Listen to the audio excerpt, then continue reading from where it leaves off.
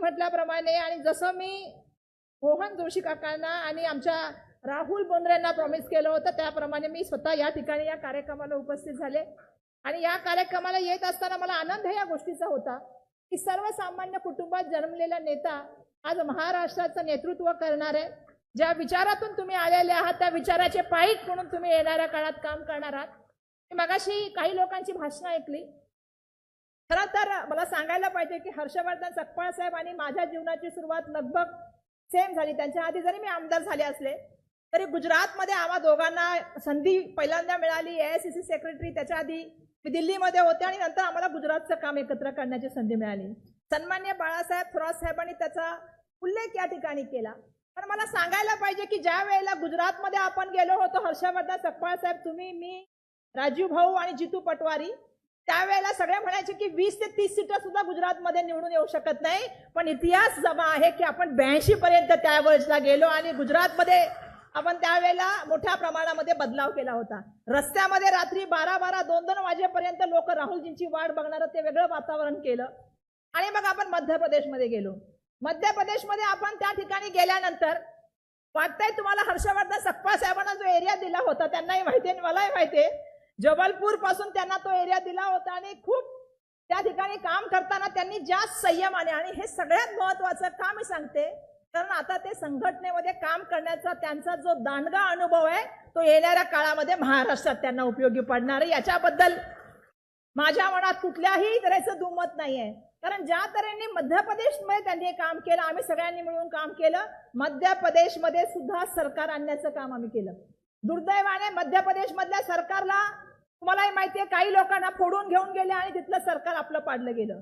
पण सातत्याने संघटनेमध्ये काम करणारा, सातत्याने लोकांच्या जनसंपर्कामध्ये असलेला हा सर्वसामान्याचा नेता कधी तुम्हाला ऑटोमध्ये दिसेल, कधी तुम्हाला एखाद्या ऑफिसमध्ये झोपलेला दिसेल, पण त्याने कधीच असं म्हटलेलं नाहीये की मी आमदार आहे, मी पंचायत राज समितीचा अध्यक्ष आहे, मी दिल्लीमध्ये असतो।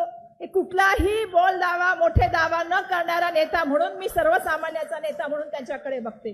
मला अभिमान या गोष्टीचा आहे। पण मलाही माहिती आहे की तुम्ही आणि आम्ही आज अशा परिस्थितीमध्ये आहोत ज्या वेळेला केंद्रामध्ये आपली सत्ता नाही, राज्यामध्ये आपली सत्ता नाही। आता विजय वडेट्टीवार विरोधी पक्षनेते होते, आता ते आपल्या पक्षाचे प्रमुख आहेत। त्यांच्याकडून आपल्या खूप अपेक्षा असतील कारण तुम्ही पण संघटनेमध्ये काम करताय, आता मी पण मुंबईचे अध्यक्ष म्हणून संघटनेमध्ये काम करते। पण अशा विपरीत परिस्थितीमध्ये तुमच्याकडे ह्या ज्या आहे त्या महाराष्ट्राचं नेतृत्व मिळालेलं आहे। पण मला माहिती आहे जसा बाळासाहेबांनी उल्लेख केला, रयतेचे जाणते राजे छत्रपती शिवाजी महाराजांचे वारसा चालणारे आपण त्यांचे मावळे आहोत। त्यांचा वारसा घेऊन काम करणारे कार्यकर्ते आहोत। शाहू फुले आंबेडकरांच्या विचारावर, महात्मा फुलेंच्या विचारांवर, त्यांच्या विचारावर चालणारे तुम्ही, मला अपेक्षा आहे की महाराष्ट्रामध्ये तुम्ही सर्वसामान्यांचा आवाज बनण्याचं काम कराल। सगळ्यांनी मुद्दे मांडले की काय परिस्थिती आता सध्या राज्यामध्ये। माझं फक्त तुम्हाला एकच विनंती आहे, महाराष्ट्रामधला जो सामाजिक सलोखा, महाराष्ट्रामधले असलेलं जातीपातीचं राजकारण, महाराष्ट्रामध्ये चाललेल्या मोठ्या प्रमाणामध्ये भाषेचं राजकारण, प्रांताचं राजकारण, या लढ्यामध्ये आता आपल्याला मोठ्या प्रमाणामध्ये उतरावं लागेल। आणि मी बाळासाहेबांच्या मताशी पूर्णपणे सहमत आहे की आजच मी एका मोठ्या व्यक्तीचं ट्विट बघितलं, कालपर्यंत विचारणारे राहुल गांधीजी कोण, आज बोलायला घाबरतात राहुल गांधीजी बद्दल, असं नेतृत्व आपल्या सगळ्यांसमोर या ठिकाणी आलेलं आहे। आणि म्हणून मोठ्या निधड्या छातीने ते लढतात। देशाच्या संविधानाच्या माध्यमातून मिळालेल्या अधिकारांना सर्वसामान्यांचा आवाज बनवण्याचा ते प्रयत्न करतात। जनगणनेची मागणी त्या ठिकाणी करतात। संसदेमध्ये तुम्हालाही माहिती आहे की एक बुलंद आवाज म्हणून ते त्या ठिकाणी उभारतात। आणि म्हणून त्यांच्या नेतृत्वात तुम्ही काम केलेलं आहे, त्यांच्या नेतृत्वात आम्ही काम केलेलं आहे। मला आज आनंद आहे की महाराष्ट्र प्रदेशचे अध्यक्ष म्हणून तुम्ही झालेला आहात, मुंबई काँग्रेसचे अध्यक्ष म्हणून, तुमची भगिनी म्हणून मी तुम्हाला या ठिकाणी वचन देते, येणाऱ्या काळात तुम्हाला जिथे जिथे म्हणून जरूरत राहील त्या ठिकाणी मुंबई काँग्रेस तुमच्या बरोबर उभी राहील, तुमचा हात सक्षम करण्यासाठी पूर्णपणे मदत करण्याचं काम करेल। मला आनंद आहे की आज या सोहळ्यामध्ये, खरं तर हा सोहळा मुंबईमध्ये होत आहे, मातोश्रीच्या या सभागृहात होत आहे।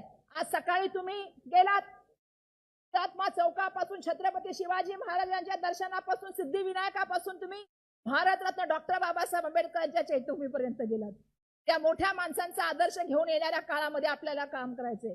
काळ संघर्षाचा आहे, काळ बाका आहे, पण तुमच्या हिमतीवर, तुमच्या कर्तृत्वावर आणि तुमच्या नेतृत्वावर माझा पूर्ण विश्वास आहे. येणाऱ्या काळात तुम्ही महाराष्ट्राचे चित्र बदलाल, गुजरातचं चित्र बदललं, मध्य प्रदेशचं चित्र बदललं. ज्या ज्या ठिकाणी आपल्याला संधी मिळाली त्या त्या ठिकाणची संधी जी आपण त्याचं सोनं करण्याचं काम केलं. पुन्हा एकदा महाराष्ट्राला गौरवशाली, वैभवशाली, त्या ठिकाणी आपल्याला कसं जीवन देता येईल, त्या ठिकाणी कसं आपल्याला पुढे जाता येईल, या दृष्टिकोनातून आपल्या माध्यमातून प्रयत्न व्हावे, हीच या ठिकाणी इच्छा व्यक्त करते. आणि आपल्या सगळ्यांचे मनापासून धन्यवाद व्यक्त करते की आपण सगळी मंडळी या ठिकाणी आलात. जय हिंद, जय महाराष्ट्र, जय भीम.